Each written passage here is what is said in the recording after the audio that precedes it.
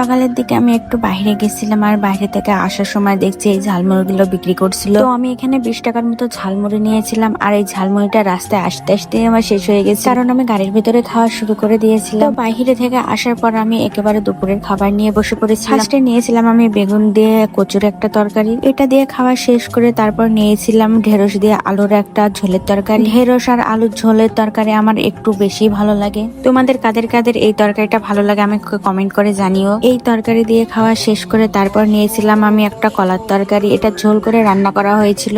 অনেকে কলা ভেঙে ভাত দিয়ে সুন্দর করে মাখিয়ে খায়, কিন্তু আমার সাথে মনে হয় কলা একটু হাত দিয়ে চটকিয়ে মাখিয়ে খেতে বেশি মজা লাগে।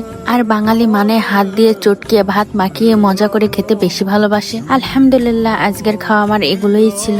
ভিডিওটা এ পর্যন্তই। আর আমার পেজটা নতুন, সবাই ফলো আর লাইক করতে ভুলবে না। দেখা হবে নতুন কোনো একটা ভিডিওতে। আজকের মতো আল্লাহ হাফেজ।